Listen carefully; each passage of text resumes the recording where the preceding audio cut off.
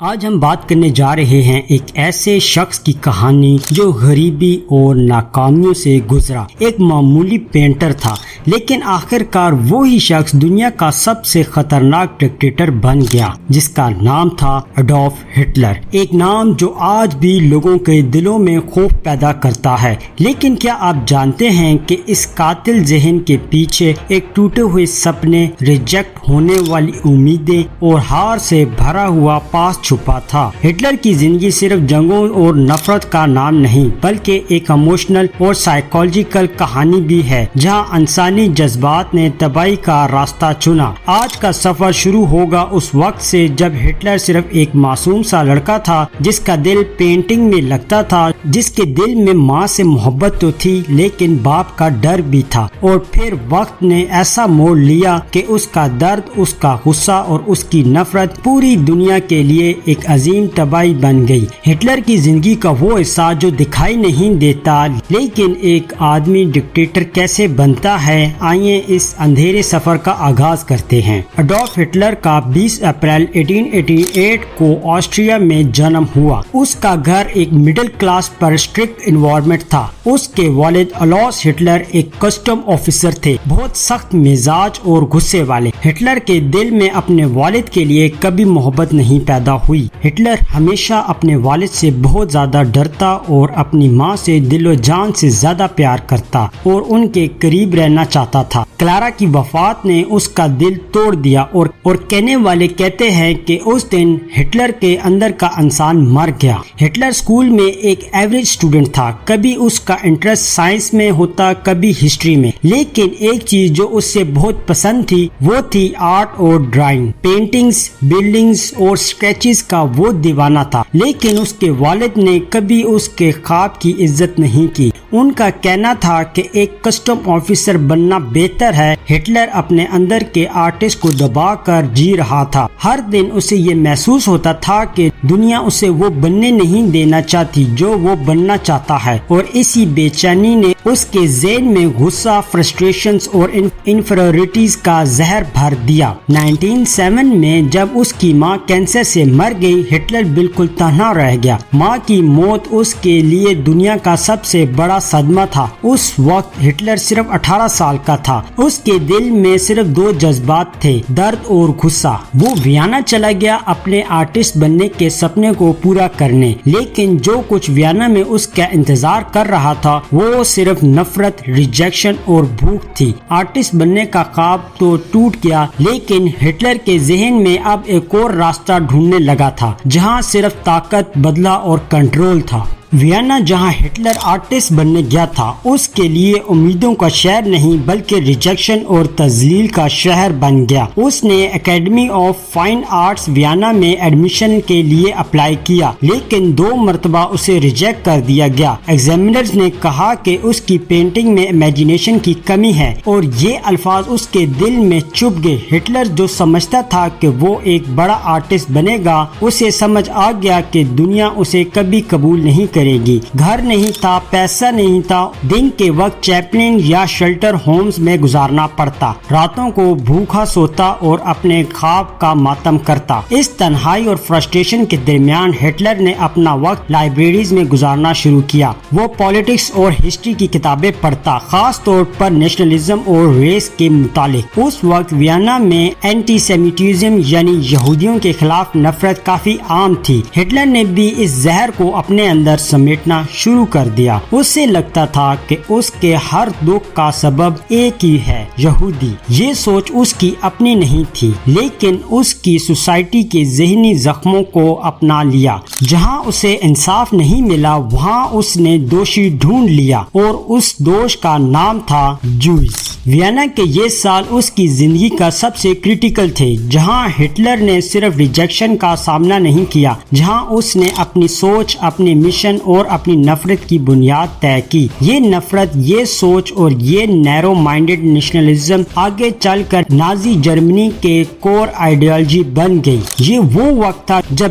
Hitler ایک انسان سے آئیڈیالوجی بن رہا تھا. اس کا مشن تھا دنیا کو اپنے مطابق ڈھونڈنا اور اگر نہ ملے تو اسے جلا کر برباد کر دینا. 1914 میں جب فرسٹ ورلڈ وار کا آغاز ہوا تو ہٹلر نے فوراً جرمن آرمی میں بھرتی ہونے کے لیے اپلائی کیا. حالانکہ وہ آسٹریا کا شہری تھا، اس نے اپنی آسٹرین نیشنلٹی چھوڑ دی اور جرمنی کے لیے لڑنے کا فیصلہ کیا جیسے اسے اپنے وجود کی تلاش تھی. ہٹلر کے لیے یہ جنگ صرف ملک کے لیے نہیں بلکہ اپنے اندر کے خالی پن کو بڑھانے کے ذریعہ تھا. فرنٹ لائن پر لڑتے وقت اس نے خود کو ایک سچا یودھا محسوس کیا جہاں اسے پہلی بار اپنے ہونے کا مقصد ملا. اس نے ویسٹرن فرنٹ پر کئی جنگوں میں حصہ لیا جیسے بیٹل آف سومی اور ویپس. ہٹلر نے میسے رنر کا کام کیا. بہت ڈینجرس رول تھا جہاں گولیوں کے درمیان دوڑنا پڑتا تھا. کئی دفعہ موت اس کے بہت قریب تھی لیکن وہ ہر مرتبہ بچ گیا. اس کی بریوری پر اسے آئرن کراس میڈل بھی ملا جو عام سولجر کو مشکل سے دیا جاتا تھا. مگر ہٹلر کی پرسنل لائف وہاں بھی تنہا تھی. فیلو سولجرز اسے عجیب سمجھتے تھے، بہت زیادہ خاموش اور اکیلا. وہ صرف ایک سولجر نہیں، ایک چھپا ہوا والکینو بن رہا تھا. 1918 میں جب جرمنی نے ہار مان لی اور جنگ ختم ہوئی تو ہٹلر ایک ملٹری ہاسپٹل میں تھا. اس کی آنکھوں پر مسٹرڈ گیس کا اٹیک ہوا تھا. ہاسپٹل کے بیڈ پر لیٹے لیٹے اس نے سنا کہ جرمنی نے سرنڈر کر دیا. ہٹلر کے دل پھٹ گیا. اسے لگا کہ اس کے وطن نے اسے دھوکہ دیا ہے. اس وقت اس کے ذہن میں ایک نیا جذبہ پیدا ہوا. جرمنی نے صرف جنگ نہیں ہاری، اس نے اپنی عزت گنوائی ہے. یہی جذبہ آگے چل کر اسے پولیٹیکل بیٹل فیلڈ میں لے گیا جہاں وہ صرف تلوار سے نہیں لفظوں سے جنگ لڑتا.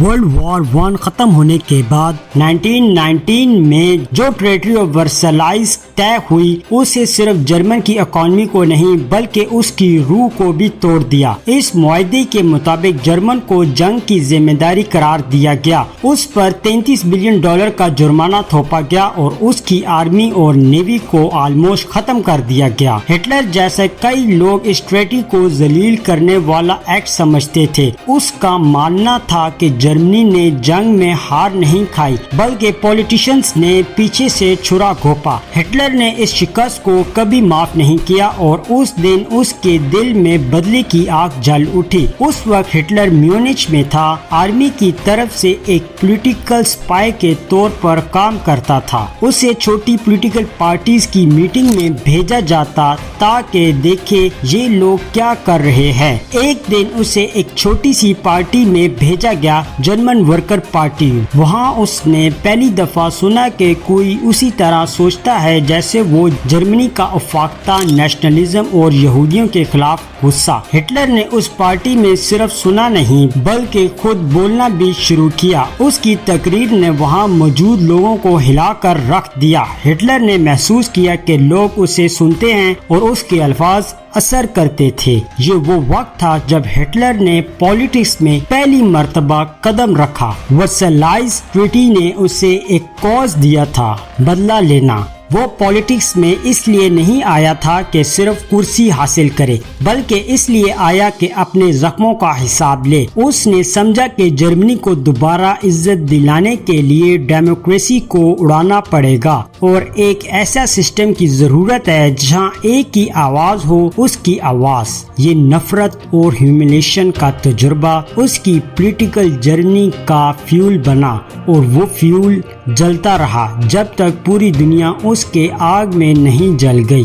1920 میں ہٹلر نے جرمن ورکرز پارٹی کو آفیشیل جوائن کر لیا. کچھ مہینے بعد اس پارٹی کا نام بدل کر رکھا گیا national socialist German workers party یعنی نیازی پارٹی. ہٹلر یہاں بھی رکا نہیں، وہ پارٹی کا سب سے طاقتور لیڈر بن گیا. اس کی تقریروں میں جادو تھا، اس کی آنکھوں میں آگ تھی اور اس کے الفاظ میں ایسا زہر تھا جو لوگوں کے دل میں اتر جاتا. وہ جرمنی کے ہر مسئلے کا ذمہ یہودیوں، کمیونسٹ اور ویک پولیٹیشنز پر ڈال دیتا اور عوام جو ڈپریشن اور بے روزگاری سے پریشان تھی اس کی بات پر یقین کرنے لگی. ہٹلر اس کے درد کو لفظوں میں ڈال رہا تھا اور لوگ سمجھنے لگے کہ یہ آدمی ان کے لیے کچھ کرے گا.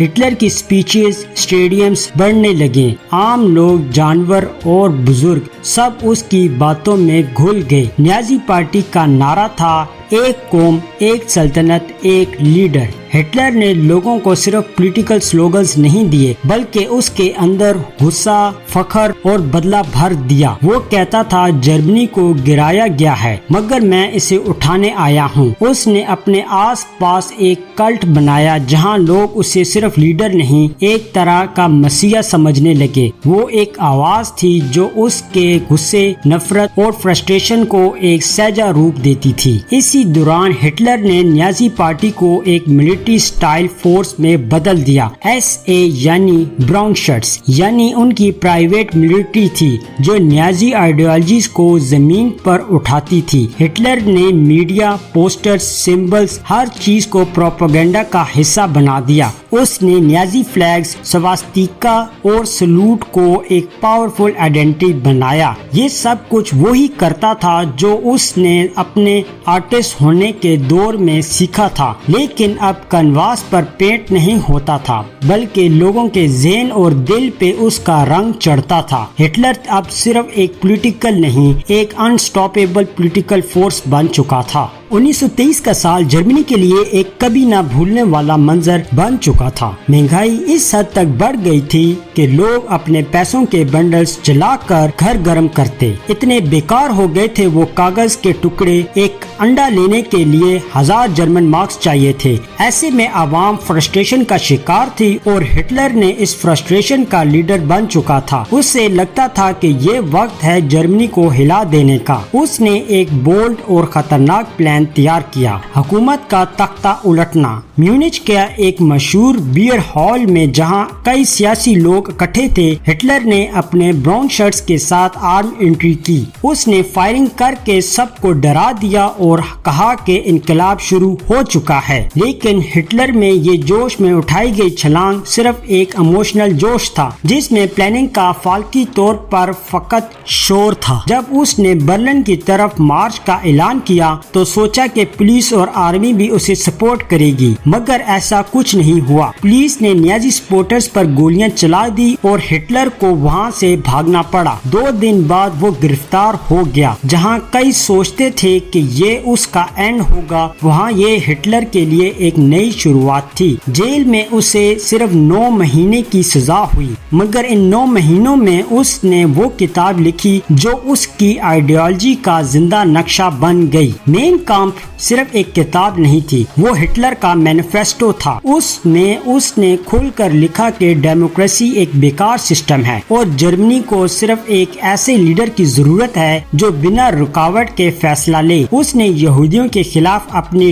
ڈیپ روٹڈ نفرت کو اوپن کیا اور یہ بتایا کہ جرمنی کی تباہی کے پیچھے کون لوگ ہیں۔ ہٹلر نے یہ بھی لکھا کہ میڈیا، ایجوکیشن اور اکانومی سب کو کنٹرول کرنا ہوگا تاکہ ایک نئی نسل تیار کی جا سکے جو صرف اس کی سوچ کو فالو کرے۔ جب ہٹلر جیل سے باہر آیا تو اس نے گنز کو سائیڈ پر رکھا اور لفظوں کو اپنے اصلی ہتھیار بنایا۔ اب اس کا مشن تھا سسٹم کے اندر گھس کر جرمنی کی روح تک کو بدل دینا۔ جیل سے نکلنے کے بعد ہٹلر ایک نئی سوچ کے ساتھ واپس آیا۔ اس نے سمجھ لیا تھا کہ اگر اسے جرمن پر حکومت چاہیے تو اسے جنگ کے میدان میں نہیں بلکہ عوام کے ذہن میں جیتنا ہوگا۔ میں کامپ اب اس کا ہتھیار بن چکی تھی۔ اس کتاب کا مطلب تھا مائی اسٹرگل۔ ہر لائبریری، ہر بک سٹور میں اس کتاب نے آگ لگا دی۔ اس کتاب میں اس نے ریس، نیشنلزم اور ڈکٹیٹر سٹائل لیڈرشپ کا بلو پرنٹ دیا۔ ہٹلر کے لیے اب پالیٹکس ایک بیٹل فیلڈ بن چکی تھی جہاں لفظ گولیوں کا کام کرتے تھے، مائک بندوق تھا اور تقریر جنگ کا اعلان۔ لوگ اسے صرف سنتے نہیں تھے، اس کے لفظوں میں جینا شروع کر چکے تھے۔ ہر تقریر کے بعد نازی فلیگز لہراتا اور عوام نعرہ لگاتی، ہیل ہٹلر۔ 1924 سے 1929 تک کا دور ہٹلر کے لیے گراؤنڈ بنانے کا وقت تھا۔ اس نے نازی پارٹی کو ایک ڈسپلنڈ، آرگنائز اور ویژنلی پاورفل موومنٹ میں بدل دیا۔ اس کا سمبل سواستیکا ہر بلڈنگ، ہر پوسٹر، ہر یونیفارم پر چمکنے لگا۔ اس کی پرائیویٹ فورس یعنی براؤن شرٹس گلیوں میں مارچز کرتی، لوگوں کو دھمکاتی اور ہٹلر کی تقریروں کا سیکیورٹی کور دیتی۔ ہر نازی ریلے ایک جادو کا منظر ہوتا، light shows, music, marches, bands, سب کچھ ہٹلر کی امیج کو پاورفل دکھانے کے لیے۔ ہٹلر نے پبلک ایموشنز کو مارکیٹنگ بنا دیا۔ اسے معلوم تھا کہ غربت میں جینے کے لیے عوام کے ایموشنز کو ہوک کرنا پڑتا ہے، اور اس نے یہ کام فنکاری کے ساتھ کیا۔ اس دور میں جرمنی کی اکانومی تھوڑی سی بہتر ہونے لگی تھی، لیکن ہٹلر نے اپنی تیاری میں کوئی کمی نہیں چھوڑی۔ ہر سپیچ، ہر پروپیگنڈا، لیفلیٹس، ہر ریڈیو میسیج میں وہ یہودیوں، کمیونسٹ اور ڈیموکریسی کو دشمن بنا کر پیش کرتا رہا۔ اس کا مقصد تھا عوام کے ذہن میں یہ بات بیٹھا دینا کہ اگر جرمنی کو واپس عزت چاہیے تو صرف ہٹلر کا ہی راستہ ہے۔ نازی پارٹی الیکشنز میں سیٹس لینا شروع ہو گئی تھی اور ہٹلر اب آفیشلی ایک پولیٹیکل فورس بن گیا تھا۔ 1929 میں جب گریٹ ڈپریشن نے پوری دنیا کی اکانومی کو ہلا کر رکھ دیا تو جرمنی سب سے زیادہ متاثر ہوا۔ کاروبار بند ہو گئے، کچھ کھانے کو نہیں تھا، بے روزگاری آسمان چھو رہی تھی۔ اس اکانومک کلیپس نے ہٹلر کے لیے زمین اور بھی زیادہ ہموار کر دی۔ وہ ہر تقریر میں کہتا، دیکھا ڈیموکریسی نے تمہیں کیا دیا، ذلت، بھوک اور بے چینی۔ نیازی پروپیگنڈا ہر گلی، ہر سکول، ہر مارکیٹ میں پھیل گیا۔ ہٹلر نے صرف عوام کے غصے کو نہیں، ان کے خواب کو بھی کیپچر کیا۔ وہ ان کے ذہن میں ڈال چکا تھا کہ اگر عزت چاہیے تو فورر کو لانا ہوگا۔ اس دور میں ہٹلر نے اپنا امیج ایک مسیح کا بنا لیا، ایک ایسا لیڈر جو ان کے دکھ درد کو ختم کرے گا، جرمنی کو دوبارہ سپر پاور بنائے گا۔ نیازی پارٹی نے 1930 کے الیکشن میں ریکارڈ سیٹس جیت لی اور 1932 تک وہ جرمنی کے سیکنڈ لارجسٹ پولیٹیکل فورس بن چکی تھی۔ ہٹلر کی سپیچز اب صرف غصے والی نہیں بلکہ کیئرفلی کرافٹ سائیکولوجیکل ٹولز بن چکی تھی۔ اس نے میڈیا، نیوز پیپر اور ریڈیو پر اپنی آواز کا جادو پھیلا دیا۔ ہر کوئی اسے سنتا، ہر کوئی اسے فالو کرتا۔ جو لوگ پہلے اسے پاگل سمجھتے تھے اب انہیں وہ جرمنی کا سب سے برائٹ فیوچر لگتا تھا۔ جنوری 1933 میں وہ دن آ گیا۔ پریزیڈنٹ ہنڈنبرگ نے ہٹلر کو جرمنی کا چانسلر بنانے کا اعلان کیا۔ ہٹلر اب صرف ریلی لیڈر نہیں بلکہ حکومت کا حصہ بن چکا تھا۔ اب اس کے پاس پاور تھی، مگر ہٹلر کا خواب صرف چانسلر بننے کا نہیں تھا، وہ پوری جرمنی اور اس کا مستقبل اپنے ہاتھ میں لینا چاہتا تھا۔ اس نے اندھیروں کے راستے میں اپنا سفر شروع کیا تھا، لیکن اب وہ روشنی میں کھڑا تھا، ایک ڈکٹیٹر کے طور پر۔ اور یہاں سے شروع ہوتا ہے وہ چیپٹر جہاں ہٹلر صرف ایک انسان نہیں بلکہ تاریخ کا سب سے خطرناک نام بن جاتا ہے۔ ایڈولف ہٹلر کا سفر ایک ریجیکٹ آرٹسٹ سے چانسلر تک کا تھا، لیکن اسے سفر میں جذبات، درد، نفرت اور طاقت کا ایسا مکس تھا جو دنیا نے کبھی نہیں دیکھا تھا۔ اس کی زندگی کا پہلا حصہ دکھاتا ہے کہ کس طرح ایک ٹوٹا ہوا آدمی اپنے پرسنل زخموں کو پوری قوم کا غصہ بنا دیتا ہے۔ وہ انسان جسے دنیا نے منع کیا، اس نے دنیا سے بدلہ لینا ڈیسائیڈ کر لیا۔ ہٹلر نے پالیٹکس کو اپنے زہر سے بھرا اور لوگوں کے جذبات کا فائدہ اٹھایا، اور یہ سب کچھ ایک پلان کے تحت تھا، مگر اصلی تباہی تو ابھی شروع ہونے والی تھی۔ پارٹ 2 میں ہم دیکھیں گے کیسے ہٹلر نے ایک ڈیموکریٹک سسٹم کو ڈکٹیٹرشپ میں بدلا، کیسے اس نے اپنی طاقت کو کمپلیٹ کنٹرول میں تبدیل کیا، اور کیسے اس کے فیصلے دنیا کو ورلڈ وار 2 میں دھکیل کر لے گئے۔ ہولوکاسٹ، ورلڈ وار 2 اور ہٹلر کا آخر، یہ سب کچھ ملے گا آپ کو اگلے حصے میں۔ اس کہانی کا دوسرا چہرہ اور بھی خوفناک ہے، اس لیے ضرور دیکھیں ہٹلر پارٹ 2، دنیا کی تباہی کا آغاز۔